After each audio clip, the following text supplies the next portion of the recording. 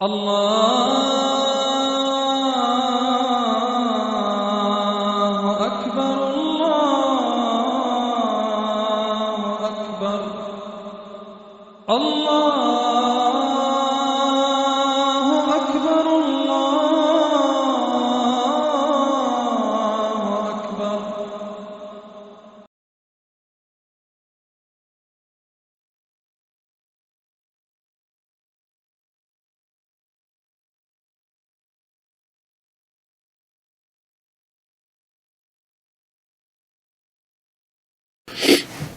الحمد لله نحمده ونستعينه ونستغفره ونؤمن به ونتوكل عليه ونعوذ بالله من شرور أنفسنا ومن سيئات أعمالنا من يهده الله فلا مضل له ومن يضلله فلا هادي له ونشهد أن لا إله إلا الله وحده لا شريك له ونشهد أن سيدنا ونبينا ومولانا محمدا عبده ورسوله أما بعد. معزز سامعین و ناظرین، السلام علیکم ورحمۃ اللہ وبرکاتہ. گزشتہ ویڈیو میں نے آپ کے سامنے عرض کیا تھا کہ رمضان المبارک کے اس مہینے میں قرآن کریم کی تراویح کے اندر جو تلاوت کی جاتی ہے تو اس ترتیب کے حساب سے آپ کے سامنے خلاصہ جو ہے وہ ہر ایک سپارے کا میں پیش کروں گا. سورہ فاتحہ کا خلاصہ اس سے پہلی والی ویڈیو میں آپ کے سامنے پیش کر دیا گیا ہے. آج جو پہلا سپارہ ہے قرآن کریم کا الف لام میم، اس کا خلاصہ جو اس سپارے کے اندر مضامین بیان کیے گئے ہیں، ان مضامین کا خلاصہ آپ کی خدمت میں پیش کرنے جا رہا ہوں. یہ جو پہلا سپارہ ہے الف لام میم، اس کی ابتدا سورہ بقرہ سے ہوتی ہے، اور سورہ بقرہ جو مصحف عثمانی ہے، قرآن کریم کی جو ترتیب ہے، موجودہ جو ترتیب ہے، اس کے حساب سے یہ دوسری صورت ہے. پہلی سورہ فاتحہ ہے اور دوسری صورت پھر سورہ بقرہ ہے. لیکن نزولی اعتبار سے یہ صورت 87ویں نمبر پر ہے، 87 نمبر پر ہے. سورہ بقرہ قرآن کی سب سے طویل صورت ہے، جو کہ 286 آیات پر مشتمل ہے، اور اس صورت کا اکثر حصہ ہجرت مدینہ کے بعد بالکل ابتدائی دور میں نازل ہوا. اس اعتبار سے یہ مدنی صورت ہے. عربی زبان میں بقرہ گائے کو کہتے ہیں، اور چونکہ اس صورت میں بقرہ کا لفظ بھی آیا ہے، گائے ذبح کرنے کا واقعہ بھی ذکر کیا گیا ہے، تو اس لیے اس صورت کو سورہ بقرہ کہا جاتا ہے. بنی اسرائیل کے ایک مالدار شخص کو اس کے بھتیجے نے اس کا مال ہتھیانے کی غرض سے قتل کر دیا تھا، اور رات کی تاریکی میں اسے قتل کرنے کے بعد اس کی نعش اٹھا کر کے کسی دور دراز علاقے میں کسی دوسرے انسان کے دروازے کے اوپر ڈال دی تھی، اور اس کے اوپر قتل کا دعویٰ کر دیا تھا. اب قتل کے اس دعوے کے بعد مدعی اور مدعا علیہ کے خاندان ایک دوسرے کے اوپر ہتھیار اٹھانے والے تھے کہ اللہ تبارک و تعالیٰ نے حضرت موسیٰ علیہ السلام کے ذریعے سے انہیں گائے ذبح کرنے اور اس کے گوشت کا کچھ حصہ اس مقتول کے جسم کے ساتھ لگانے کا حکم دیا کہ جب تم ایسا کرو گے تو یہ مقتول زندہ ہو کر کے خود اپنے قاتل کے بارے میں تمہیں بتا دے گا۔ چنانچہ موسیٰ علیہ السلام نے انہیں گائے ذبح کرنے کا حکم دیا اور انہوں نے کچھ ہیلے بہانوں کے بعد اس گائے کو ذبح کیا، اور جب اس کے گوشت کا حصہ اس مقتول کے ساتھ لگایا گیا تو وہ زندہ ہو کر اٹھ بیٹھا اور اس نے اپنے قاتل کی نشاندہی کر دی۔ اتفاق سے انہی دنوں میں بنی اسرائیل کا ایک گروہ، ایک جماعت مرنے کے بعد کی جو زندگی ہے بعد الموت، اس کا انکار کر رہا تھا۔ تو اس مقتول کے زندہ ہونے سے نہ صرف یہ کہ قاتل کی نشاندہی ہو گئی، بلکہ مرنے کے بعد دوبارہ جی اٹھنے کے اوپر بھی ایک حجت قائم ہو گئی۔ اس کے علاوہ مصریوں کے ساتھ طویل عرصے تک رہنے کی وجہ سے بنی اسرائیل کے دل میں گائے کی جو عقیدت اور محبت رچ بس گئی تھی، تو گائے ذبح کرنے کا حکم دے کر کے اس کی بھی تردید اور توہین کر دی گئی۔ اس واقعے کے علاوہ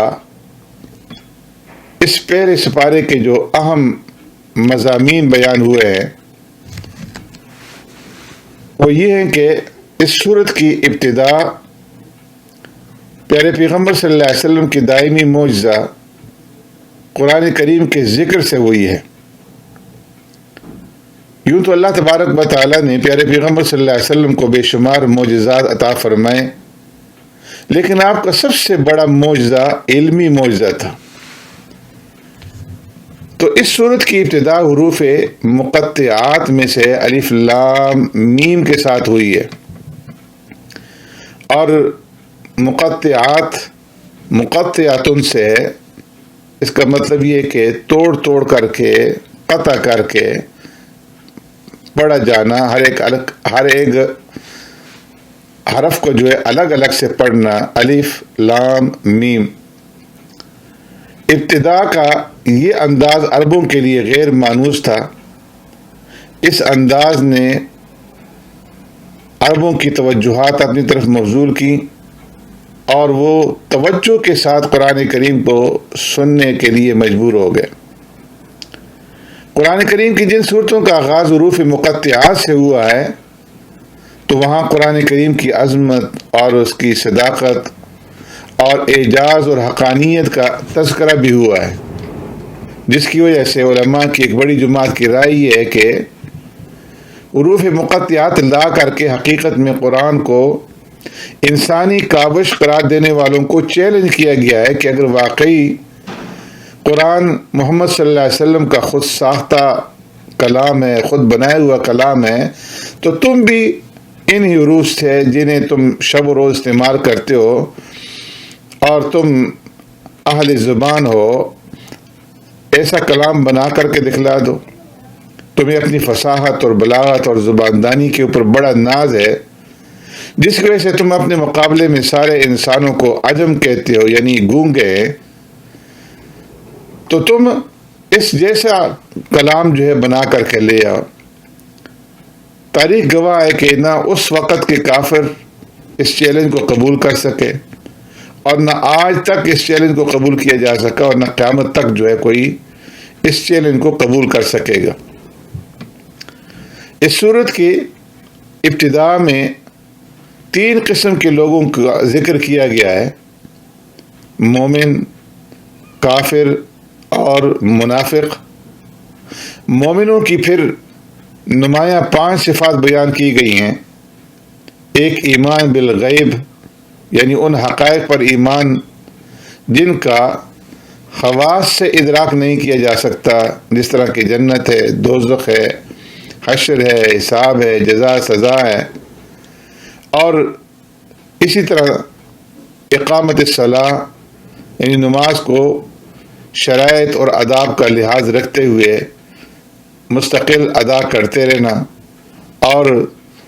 تیسری صفت جو اہل ایمان کی بیان کی گئی وہ ادائے زکوٰۃ ہے۔ قرآن کریم میں عام طور پر نماز اور زکوٰۃ کا ساتھ ساتھ جو ہے اکٹھا ذکر آیا ہے۔ اور چوتھی صفت یہ ہے کہ یہ تمام آسمانی کتابوں پر جو مختلف زمانوں میں مختلف انبیاء پر نازل کی گئی ہیں، اہل ایمان ان تمام کتابوں کے اوپر ایمان رکھتے ہیں۔ اور اسی طریقے سے پانچویں جو صفت ہے وہ یہ کہ آخرت کی یہ ایسی تصدیق کرتے ہیں کہ جس میں کوئی شک اور کوئی ملاوٹ نہیں ہوتی۔ یہاں پر تین قسم کے لوگوں میں سے پہلے جو ہے وہ اہل ایمان ہیں، ایسے لوگ جو اپنی زندگیوں میں انقلابی تبدیلیاں لانے کے لیے اپنے مالی اور جسمانی اعمال کو قرآنی نظام کے تابع کرنے کے لیے تیار ہیں۔ اور دوسری قسم کے وہ لوگ ہیں کہ جو کافر ہیں، جن کا ذکر 2 آیات کے اندر کیا گیا ہے کہ وہ اپنی زندگی کی اصلاح اور اس میں قرآنی نظام کے مطابق تبدیلی کے لیے بالکل تیار نہیں ہیں۔ اور پھر اس کے بعد تیسری قسم کے لوگوں کا ذکر جو ہے وہ 13 آیات کے اندر کیا گیا ہے، اور ان کے 12 اوصاف بیان کیے گئے ہیں، اور پھر مسلمانوں کو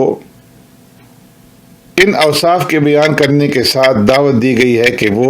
اپنے دامن کو ان اوصاف سے بچا کر کے رکھیں۔ وہ اوصاف کیا ہیں؟ جھوٹ ہے، دھوکہ ہے، عدم شعور، قلبی بیماریاں، حسد، تکبر، حرص، مکر، فریب، صفات، احکام الہی کے ساتھ ٹھٹا، استہزاء، زمین کے اندر فتنہ، فساد، جہالت، ضلالت اور تذبذب، اہل ایمان کے ساتھ تمسخر اور ان کا مذاق اڑانا۔ تو یہ جو سارے کے سارے اوصاف ہیں یہ تیسری قسم کے لوگوں کے اندر پائے جاتے ہیں، جو دلی طور پر قرآنی نظام کے منکر ہیں، مگر ان کی زبانیں ان کی مفادات کے گرد گھومتی ہیں۔ قرآن کو ماننے میں اگر کوئی مفاد ہو تو اس کو تسلیم کرنے میں دیر نہیں لگاتے، اور اگر ان کے مفادات کے اوپر چوٹ پڑتی ہو تو انکار کرنے کے اندر بھی دیر نہیں لگاتے۔ ان لوگوں کے دل اور ان کی زبان جو ہے وہ آپس میں مطابق نہیں ہے، یہ منافق کہلاتے ہیں، اور یہ اپنے نفاق کے ذریعے سے، منافقت کے ذریعے سے انسانوں کو تو دھوکہ دے سکتے ہیں، لیکن اللہ تبارک و تعالیٰ جو دلوں کے بھید اور دلوں کے راز جاننے والے ہیں، اللہ رب العزت کو دھوکہ دینا ممکن نہیں ہے۔ فرمایا کہ یہ لوگ اصلاح کے نام پر دنیا میں فساد برپا کرتے ہیں اور قرآنی نظام کے وفادار اہل ایمان کو عقل و دانش سے محروم سمجھتے ہیں، حالانکہ یہ لوگ خود شعور و آگہی سے بہرہ ہیں، محروم ہیں۔ یہ لوگ ہدایت اور روشن خیالی کے مقابلے میں فرمایا کہ تاریخ خیالی اور گمراہی کی تجارت کر رہے ہیں، اور یہ بڑے خسارے کا سودا کر رہے ہیں۔ پھر قرآن کریم نے 2 مثالوں کے ذریعے سے ان منافقوں کی 2 قسموں کو واضح کیا ہے۔ فرمایا کہ کسی شخص نے ٹھٹرتی اندھیری رات میں سردی سے بچنے اور روشنی حاصل کرنے کے لیے آگ جلائی، اور جیسے ہی چاروں طرف روشنی پھیری تو وہ آگ ایک دم سے بجھ گئی، اور اس کے بعد گھپ اندھیرا جو ہے وہ ہر طرف چھا گیا، جس کے اندر وہ کسی چیز کی دیکھنے کے قابل نہ رہے۔ دوسری مثال بیان کی گئی کہ رات کے وقت اندھیرے کے اندر کھلے میدان میں موسلا دھار تیز دھار بارش ہو رہی ہو، اور کچھ لوگ اس بارش کے اندر پھنس کر کے رہ جائیں، اور بجلی کی کڑک ان کے کانوں کو بہرا کیے دے رہی ہو، اور چمک سے ان کی آنکھیں ہیرا ہو رہی ہوں، اور اس ناگہانی آفت سے وہ موت کے ڈر سے کانوں میں انگلیاں ٹھوسے ہوئے ہوں، بجلی کی چمک سے انہیں راستہ دکھائی دینے لگے، مگر جیسے ہی وہ چلنے کا ارادہ کریں تو اندھیرا چھا جائے اور انہیں کچھ بھی سجائی نہ دے، تو ایسے لوگ جو ہیں وہ اندھے ہیں، بہرے ہیں اور گونگے ہیں، جو اللہ رب العزت کی آیات کے تقاضوں کو پورا نہیں کرتے۔ اس کے بعد اللہ تبارک و تعالیٰ نے یا ایھا الناس اعبدوا کے ذریعے سے انسانیت کو پہلا خطاب فرمایا، اور اللہ رب العزت کی وحدانیت، اس کا وحدہ لا شریک ہونا اور اس کی عبادت کا جو ہے وہ حکم دیا گیا ہے۔ پھر توحید باری تعالیٰ کے اوپر کائناتی شواہد کو بطور دلیل کے پیش کیا گیا ہے کہ جس میں انسان کو عدم سے وجود بخشنا اور اس کی زندگی گزارنے کے لیے آسمان اور زمین کی تخلیق، بارش کا نظام، اور پھر بارش کے ذریعے سے سبزیوں اور پھلوں کی پیدائش کا تذکرہ رب العالمین نے فرمایا ہے۔ پھر اس کے بعد قرآن کریم کے کلام الہی ہونے کی عقلی دلیل دی گئی ہے کہ اگر تم اس کو کسی انسان کا کلام سمجھتے ہو تو تم بھی انسان ہو، تم بھی بشر ہو، تو ایسا کلام بنا کر کے دکھا دو، اور اگر ایسا نہیں کر سکتے تو جہنم کا ایندھن بننے کے لیے تیار ہو جاؤ۔ قرآن کریم کی ایک صورت بلکہ ایک آیت بنانے سے بھی عاجز آ جانا اس بات کی واضح دلیل ہے کہ یہ محمد الرسول اللہ صلی اللہ علیہ وسلم کا بنایا ہوا کلام نہیں، بلکہ یہ اللہ رب العزت کا کلام ہے۔ اس کے بعد قرآنی نظام کے منکرین کے لیے جہنم کے بدترین عقوبت خانوں کی سزا، اور قرآن کریم کو ماننے والوں کے لیے جنت کی بہترین نعمتوں اور پھلوں اور انعامات کا ذکر اللہ رب العزت نے فرمایا ہے۔ قرآن کریم کتاب ہدایت ہے، اور انسانی ہدایت اور رہنمائی کے لیے کوئی بھی اسلوب بھی بیان اپنا سکتا ہے، اور اس کے لیے پھر مکھی یا مچھر یا کسی دوسرے چھوٹے یا بڑے جانور کی مثال دے سکتا ہے۔ مسئلہ مثال کا نہیں بلکہ اس سے حاصل ہونے والے مقصد کا ہے، تو اس لیے ان اللہ لا یستحی ان یضرب مثلا ما بعوضۃ سے اللہ رب العزت نے مچھر کی ایک مثال بیان فرمائی ہے۔ پھر اس کے بعد تخلیق انسانی کی ابتدا کا تذکرہ آیت نمبر 30 سے لے کر کے 39 تک 9 آیات میں ہے کہ انسان اس سرزمین پر اللہ تبارک و تعالیٰ کا نائب اور خلیفہ ہے، اور اس کی وجہ سے انسان کا حصول علم کی صلاحیت رکھنا، انسانی بلندی اور عظمت کی بنا پر اسے سجود ملائک بنایا گیا ہے۔ ناپاک نطفہ سے تخلیق دے کر کے عظمت اور بلندی کے تمام مراحل آنن فانن طے کرا کے اللہ رب العزت نے فرشتوں سے اسے سجدہ کروایا، اور پستی سے عظمت کے بام عروج تک پہنچا دیا۔ آدم علیہ السلام کی پیدائش کے بعد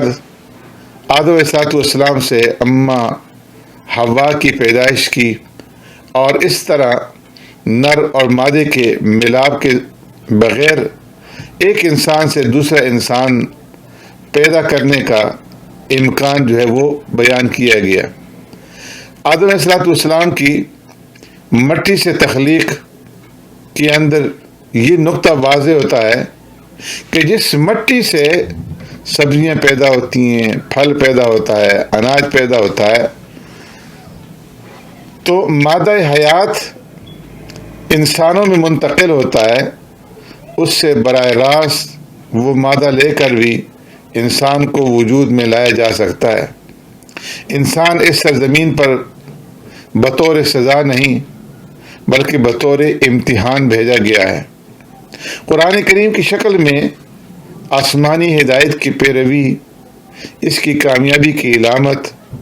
اور اس کی مخالفت اور کفر اس کی ناکامی اور نامرادی کی علامت جو ہے وہ قرار دی گئی۔ پھر اللہ تبارک و تعالی نے حضرت آدم اور حضرت حوا علیہ السلام کا قصہ جو ابلیس لعین کے ساتھ پیش آیا، حقیقت میں یہ ساری انسانیت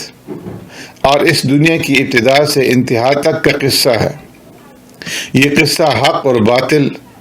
اور خیر اور شر کے درمیان دائمی کشمکش کی نشاندہی کرتا ہے۔ یہ قصہ حضرت آدم علیہ السلام کی عظمت شان بتاتا ہے اور انہیں عرضی خلافت عطا کی گئی،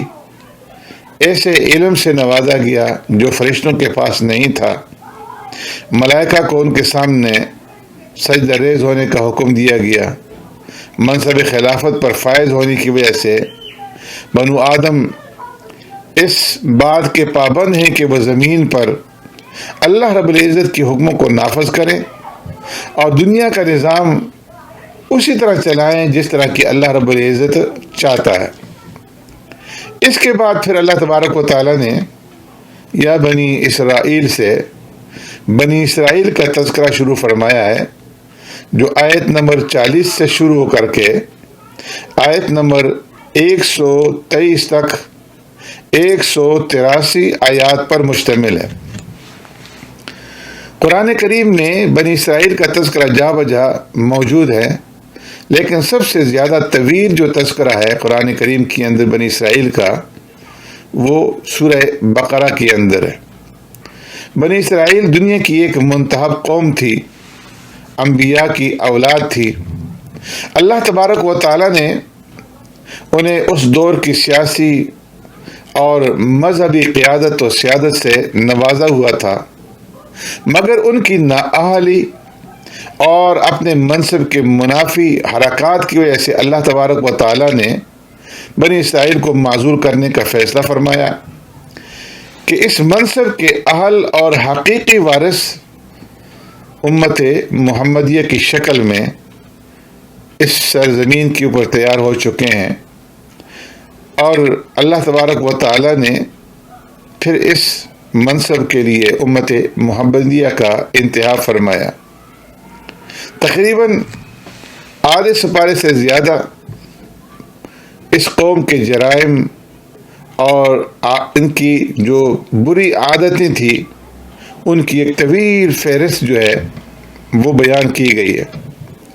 جو 40 نکات کے اوپر مشتمل ہے، اور 40 نکات کی شکل میں بنی اسرائیل کے اوپر فرد جرم جو ہے وہ عائد کی گئی ہے اور اس منصب عالی سے معزول کرنے کا سبب جو ہے وہ بیان کیا گیا ہے۔ آیت نمبر 40 سے لے کر کے آیت نمبر 46 تک 7 آیتوں میں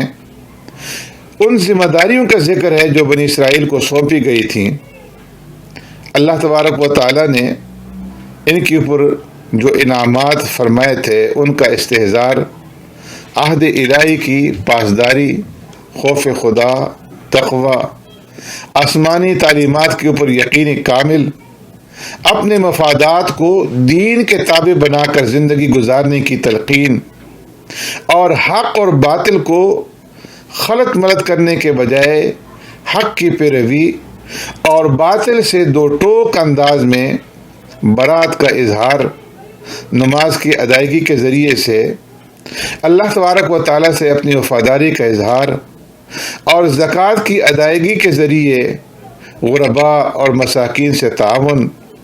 اور خیر اور شر میں تمیز کر کے نیکی پر کاربند رہتے ہوئے دوسروں کو نیکی کی تلقین، آسمانی تعلیمات کی روشنی میں عقل و دانش کا استعمال۔ بنی اسرائیل ان ذمہ داریوں کو پورے کرنے سے قاصر رہے، جس کی تفصیل 76 آیتوں میں اللہ تبارک و تعالیٰ نے ذکر فرمائی ہے۔ بنی اسرائیل کو دریا میں معجزانہ طریقے پر راستہ بنا کر کے فرعونی مظالم سے اللہ نے نجات دی، دشمن کو ان کی آنکھوں کے سامنے غرق کیا، موسیٰ علیہ السلام کو کتاب دینے کے لیے 40 دن کے لیے کوہ طور پر بلایا، تو یہ لوگ موسیٰ علیہ السلام کے جانے کے بعد بچھڑے کی عبادت میں مصروف ہو گئے۔ اس مشرکانہ حرکت پر سزا کے طور پر انہیں باہمی قتل کا حکم دے کر کے ان کی توبہ قبول کی گئی، ان کے بے جا مطالبے اللہ رب العزت نے پورے کیے، اللہ تعالیٰ سے گفتگو اور بالمشافہ ملاقات کرائی گئی، مگر یہ پھر بھی اپنی حرکتوں سے باز نہ آئے۔ تیہ کے چٹیل اور کھلے میدان میں انہیں بادل کے ذریعے سایہ دیا گیا اور کھانے پینے کے لیے من اور سلوہ کی شکل میں اللہ نے انہیں کھانا فراہم کیا، مگر انہوں نے اس نعمت کی بھی قدر نہ کی۔ پانی کی ضرورت تھی تو پتھر سے معجزانہ طریقے پر اللہ نے 12 چشمے جاری کروا کر کے ان کے 12 خاندانوں کو سیراب کرنے کا انتظام کیا، مگر پھر بھی یہ زمین پر فساد پھیلانے سے باز نہ آئے، اور اللہ کی ان عظیم الشان نعمتوں کو ٹھکرا کر کے ان عظیم الشان نعمتوں کے مقابلے میں زمین کی پیداوار لہسن، پیاز، دال اور روٹی کا مطالبہ کرنے لگے۔ اللہ کے احکام کا کفر کرنے اور انبیاء علیہ السلام کو قتل کرنے کی عظیم جرائم کا انہوں نے ارتکاب کیا، جس کے نتیجے میں ان کے اوپر ذلت اور رسوائی اور اللہ رب العزت کا غضب جو ہے وہ نازل ہوا۔ قرآنی ضابطہ ہے کہ اللہ کے نزدیک کامیابی قومی یا مذہبی تعصب کی بنیاد پر نہیں، بلکہ ایمان اور عمل صالح کی بنیاد پر ملتی ہے۔ خوف اور غم سے نجات حاصل ہوتی ہے۔ ان کے سروں پر پہاڑ بلند کر کے ان سے تجدید عہد کرایا گیا کہ مانو، اگر نہیں مانتے تو تمہارے سروں کے اوپر اس پہاڑ کو ہم گرا دیتے ہیں، مگر یہ تجدید عہد کرنے کے بعد پھر انہوں نے اس عہد کی پاسداری نہ کی۔ دل جمی اور یکسوئی کے ساتھ عبادت کے لیے ہفتے کا دن ان کے لیے مقرر کیا گیا اور ہفتے کا دن چھٹی کا دن قرار ہوا، مگر اس کی پابندی نہ کرنے پر اللہ تبارک و تعالیٰ نے انہیں عبرتناک سزا دی اور ان کی شکلیں بگاڑ کر کے انہیں ذلیل اور قابل نفرت بندر جو ہے وہ بنا دیا گیا۔ بنی اسرائیل سے اللہ تبارک و تعالیٰ نے عہد لیا کہ وہ ایک اللہ کی عبادت کریں گے، والدین، عزیز اقارب، غرباء، مساکین کے ساتھ حسن سلوک سے پیش آئیں گے، لوگوں سے خوش خلقی کے ساتھ معاملہ کریں گے، اور زمین میں فساد پھیلانے اور خون ریزی سے باز رہیں گے، مگر یہ لوگ تحریف کار اور جنگ کے ذریعے لوگوں کو قتل کرنے، ان کے گھروں سے بے گھر کرنے اور انہیں گرفتار کر کے ان کی آزادی سلب کرنے جیسی بدترین حرکات کے مرتکب پائے گئے۔ تورات کی جو باتیں ان کے مفادات کے مطابق ہوتی انہیں مان لیتے، اور جو باتیں ان کے مفادات کے خلاف ہوتی انہیں رد کر دیتے۔ اس کے نتیجے میں اللہ نے ان کے اوپر ذلت اور رسوائی اور آخرت کے بدترین عذاب کا انہیں مستحق ٹھہرایا۔ ان کا دعویٰ تھا کہ آخرت کی تمام نعمتیں اور جنت صرف ہمارا حق ہے۔ قرآن کریم نے کہا کہ فَتَمَنَّوُا الْمَوْتَ، اگر یہ تمہارا حق ہے تو پھر تم موت کی تمنا کر کے دکھلاؤ تاکہ وہ نعمتیں تمہیں جلدی سے جلد حاصل ہو جائیں۔ پھر ان لوگوں نے حضرت جبرائیل صلی اللہ علیہ وسلم کی مخالفت کی۔ یہ لوگ جبرائیل صلی اللہ علیہ وسلم کے مخالف تھے کہ وہ عذاب اور سزا کے احکام لے کر کے کیوں آتے ہیں، تو قل من کان عدوا لجبریل سے اللہ تبارک و تعالیٰ نے ان کی جبرائیل صلی اللہ علیہ وسلم کے ساتھ عداوت اور دشمنی کا ذکر فرمایا، اور فرمایا کہ یہ لوگ یہ سمجھنے سے قاصر ہیں کہ جبریل تو ایک قاصد اور نمائندہ ہے، جزا یا سزا کے احکام اللہ رب العزت نازل کرتے ہیں، کسی کے نمائندہ کی مخالفت دراصل اس نمائندہ بھیجنے والے کی مخالفت شمار ہوتی ہے۔ اس لیے اللہ تبارک و تعالیٰ نے فرمایا کہ جبریل تو میرے حکم سے قرآن کریم نازل کر رہے ہیں، لہذا جبریل کی دشمنی در حقیقت اللہ اور اس کے رسول اور تمام فرشتوں کے ساتھ دشمنی کے مترادف ہے۔ اسی طرح یہودیوں کی بری عادات میں سے جادوگروں کی اطاعت اور ان کی اتباع بھی تھی، تو ہاروت اور ماروت کا واقعہ بیان کر کے آیت نمبر 102 میں ان کی اس بری خصلت کی مذمت کی گئی۔ مسلمانوں کی زبانی کلامی دل آزاری کرنا اور اللہ کے رسولوں کی گستاخی کرنا، یہ بھی یہودیوں کی گٹھی میں داخل ہے۔ تو آیت نمبر 104 میں اللہ نے اس کی مذمت بیان فرمائی۔ قرآنی تعلیمات میں انسانی نفسیات، ماحول اور معاشرتی ضرورتوں کے پیش نظر جس طرح تدریجی احکام اور مرحلہ وار تبدیلیاں کی گئی ہیں، اس کا ذکر اللہ تبارک و تعالیٰ نے آیت نمبر 106 کے اندر بیان فرمایا۔ یہود اور نصارہ اپنے کفر اور حسد کی بنا پر مسلمانوں کو ایمانی تقاضوں پر کاربند دیکھنا پسند نہیں کرتے تھے، یہ ان کی فطری خباثت تھی، لہٰذا انہیں نظر انداز کر کے اپنے کام سے کام رکھنے کا مسلمانوں کو حکم دیا گیا۔ دلائل کو نظر انداز کر کے محض اپنے مذہب یا نظریے کی بنیاد پر کسی بات کو اختیار کرنا تعصب کہلاتا ہے۔ اس کی مذمت اللہ تبارک و تعالیٰ نے آیت نمبر 113 میں بیان فرمائی۔ مساجد اللہ کے گھر ہیں اور مساجد کی اندر عبادت سے کسی کو روکنا یہ ظلم کی بدترین مثال ہے۔ ایسی حرکت کے مرتکب افراد دنیا میں بھی ذلیل و خوار ہوں گے اور آخرت میں بھی بدترین عذاب کے مستحق ہوں گے۔ اس کا ذکر بھی اللہ تبارک و تعالیٰ نے بیان فرمایا۔ پھر اللہ تعالیٰ کے لیے اولاد کی عقیدے کی مذمت آیت نمبر 116 میں بیان فرمائی گئی، اور یہود و نصارہ کے تعصب کی بدترین شکل کو بیان کیا کہ اس وقت تک مسلمانوں سے یہ خوش نہیں ہوں گے جب تک کہ مسلمان اپنے اسلام سے دستبردار ہو کر کے یہودیت یا عیسائیت کو اختیار نہ کر لیں۔ آسمانی کتاب کی تلاوت کا حق ادا کرنے کی تلقین کے ساتھ بنی اسرائیل پر انعامات کا ایک مرتبہ پھر تذکرہ اور یوم حساب کی یاد تازہ کر کے یہودیوں کے بارے میں گفتگو اللہ تبارک و تعالیٰ نے پوری کر دی۔ بنی اسرائیل کے اوپر ان انعامات کے تذکرے کے بعد انسانیت کے لیے مثالی شخصیت حضرت ابراہیم علیہ السلام کا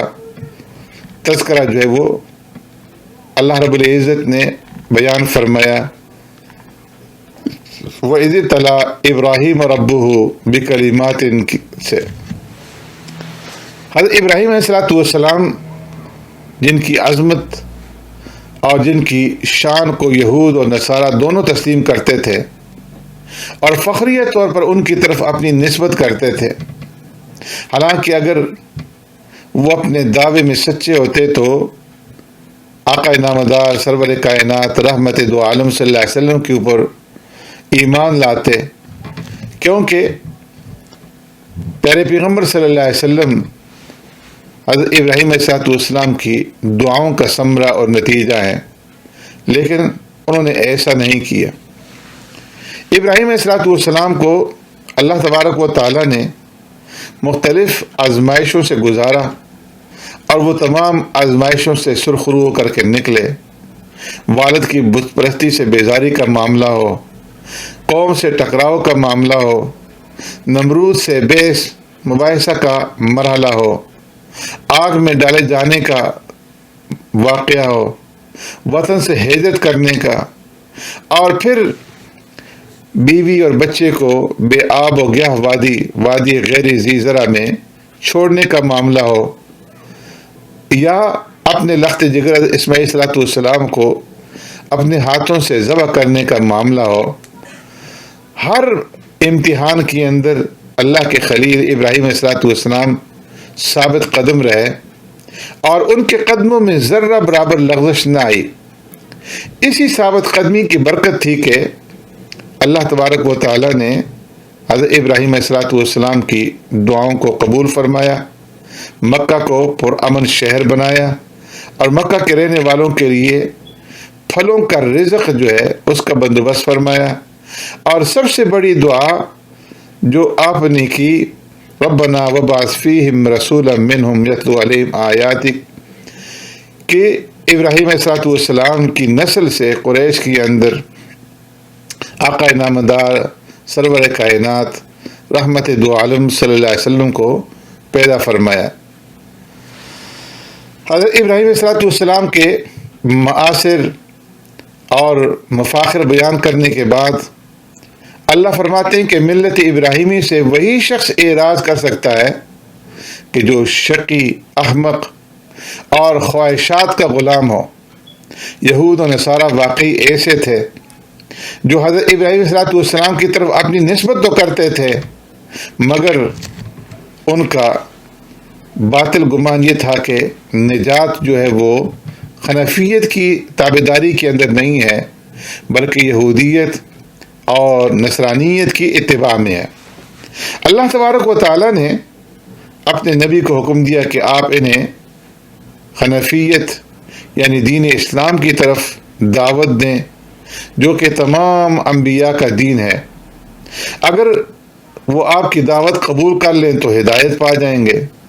اور اگر قبول نہ کریں تو ان کا انکار اور گمراہی کسی دلیل کی بنا پر نہیں ہوگی، بلکہ ضد اور عناد کی بنا پر ہوگی۔ تو آپ انہیں عناد کی گندگی میں، ضد کی گندگی میں پڑا رہنے دیں، اللہ خود ان سے نمٹ لے گا۔ پھر اللہ رب العزت نے آخر میں فرمایا کہ اگر یہ یہود و نصارہ بھی اس طرح ایمان لے آئیں، بمثل ما آمنتم بھی فقد اہتدوا، جس طرح کہ اے محبوب صلی اللہ علیہ وسلم آپ کے صحابہ ایمان لائے ہیں تو یہ ہدایت پا جائیں گے۔